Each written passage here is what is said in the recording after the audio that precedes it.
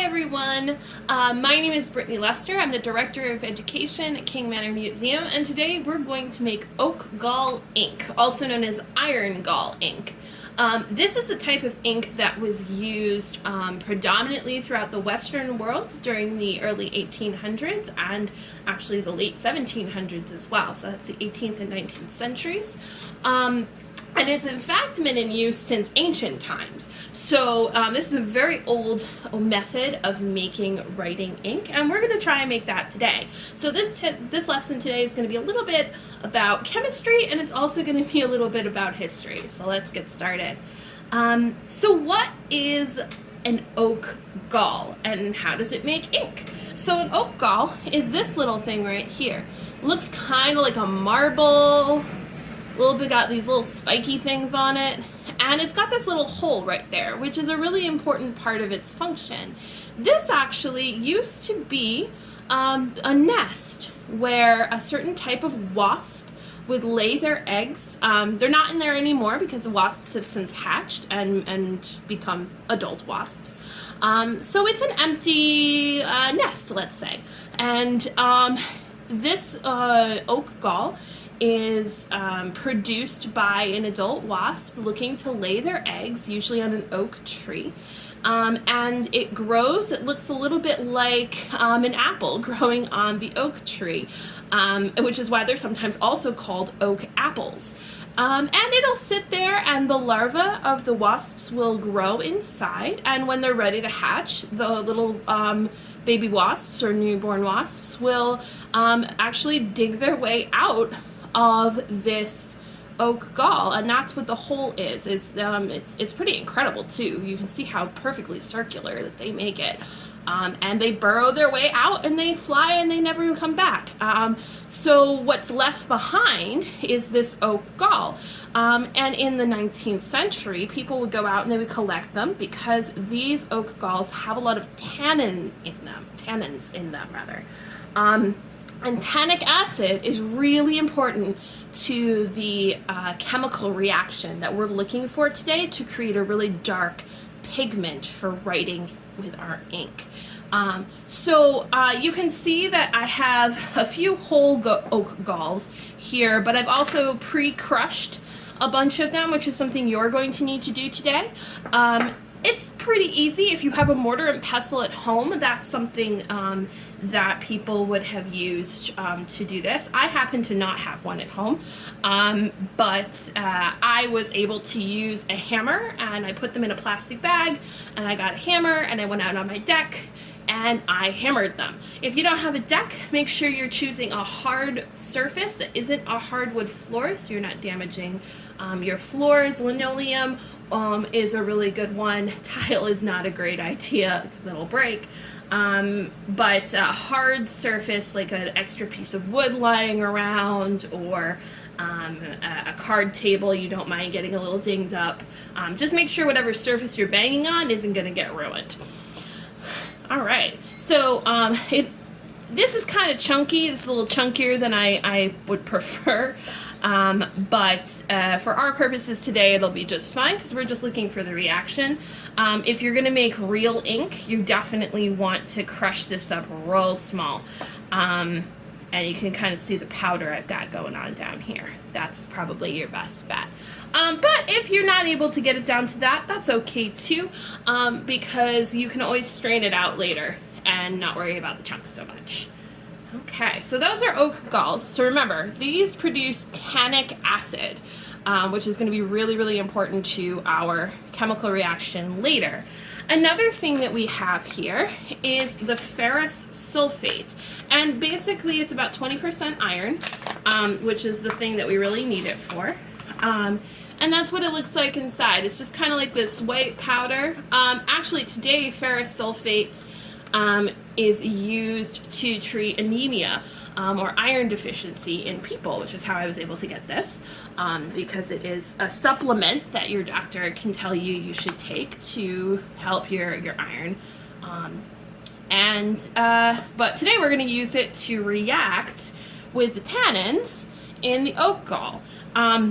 Because what happens is by mixing tannins So from the oak gall with iron sulfate, that's this stuff, you get a water-soluble ferrous tennate complex, which is a really fancy way of saying that everything sticks together really well and you get a really good chemical reaction. And it'll basically make this turn dark.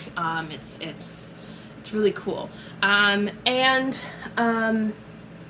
What's great about this combination as well is that over time that chemical process will continue with oxidation, so exposure to oxygen, which is all around us, right, because we breathe that in, and it will darken over time, which is great if you have a writing ink, so your writing gets darker over time.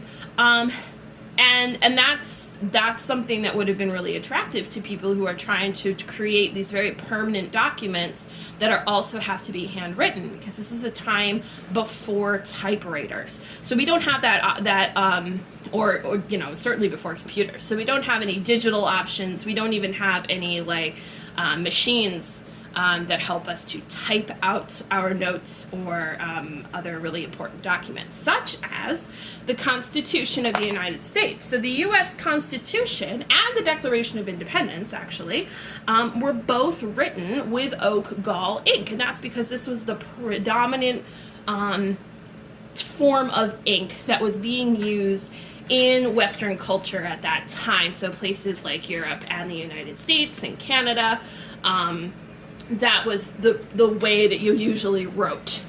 And it's because it's very long lasting, and like I said, it's very dark, which is one of the reasons that we can still see the writing on the Constitution and the Declaration today, even if it has faded over time.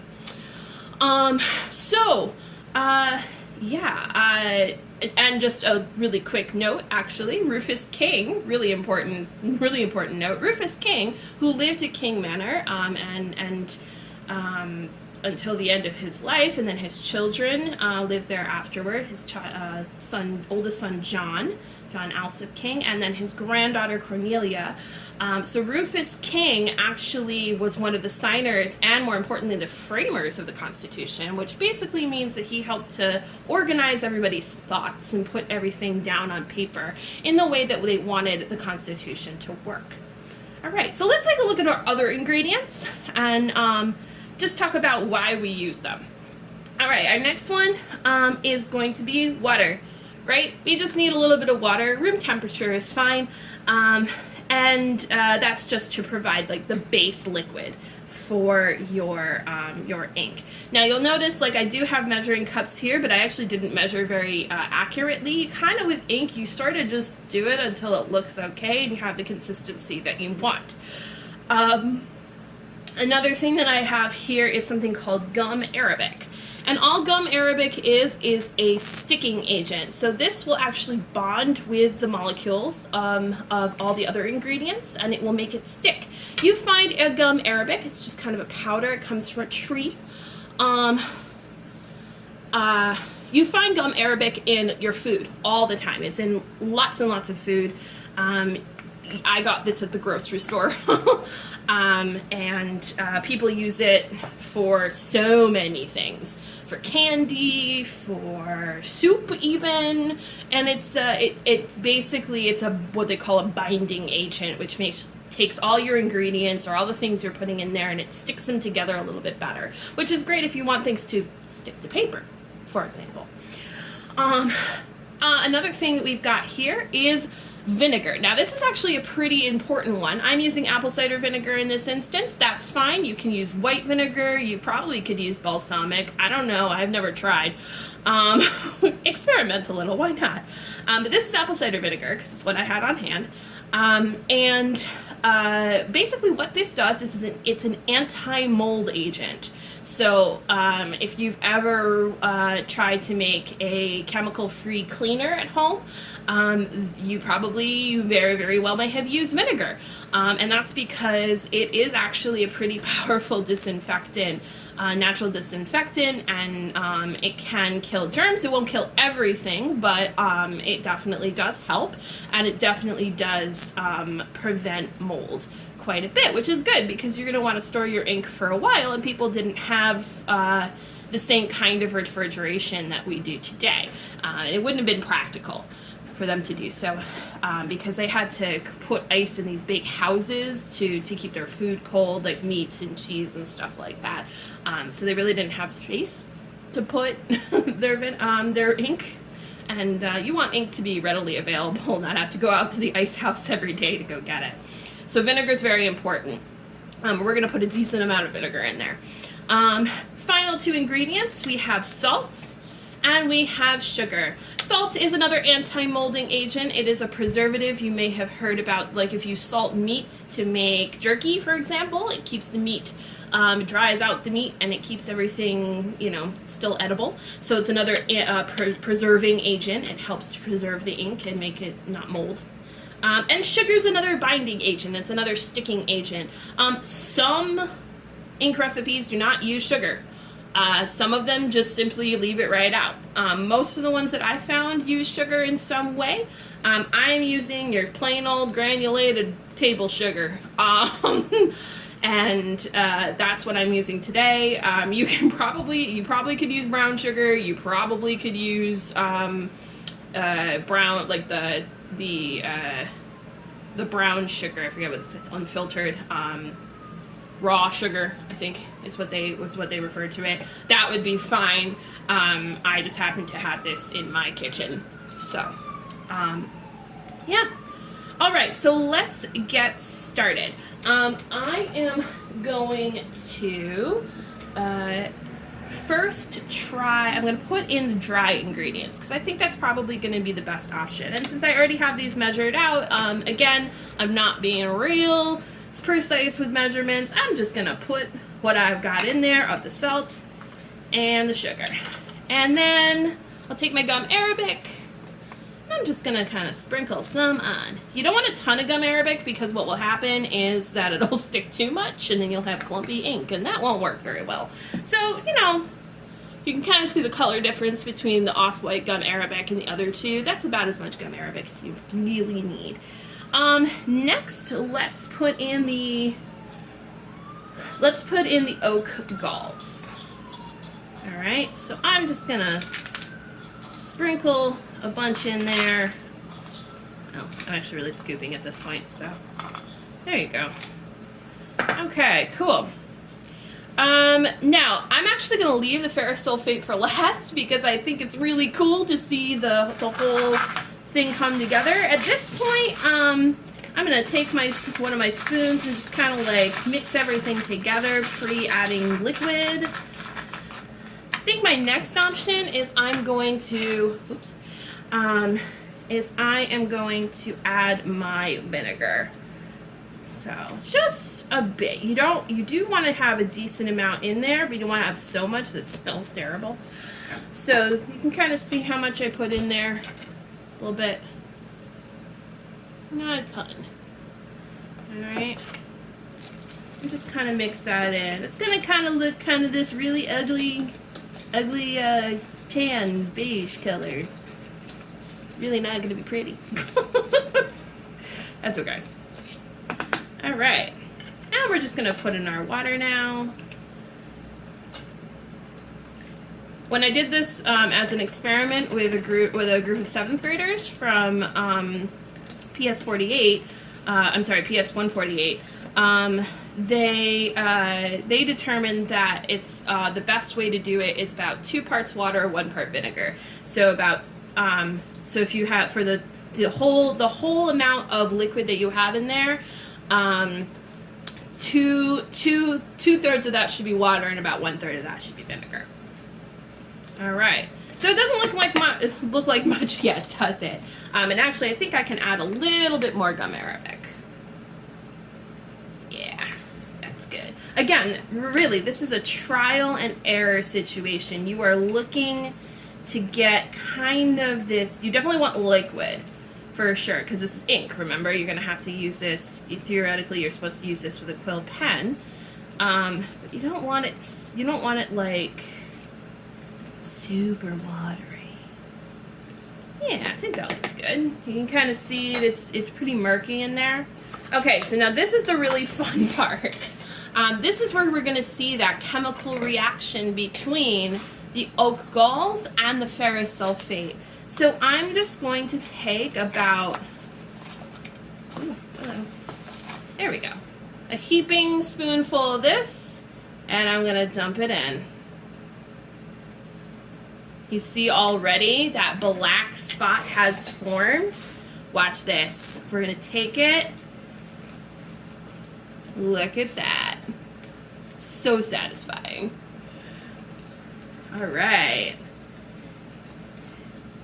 And that is oak gall ink. Now, obviously, you can see I got a whole bunch of chunks in here. So what you can do, if you also have a few chunks in your ink like I do, you can strain those out using either your strainer at home, or you can just put like a lid on top of it and kind of pour it into another container and leave the chunks behind.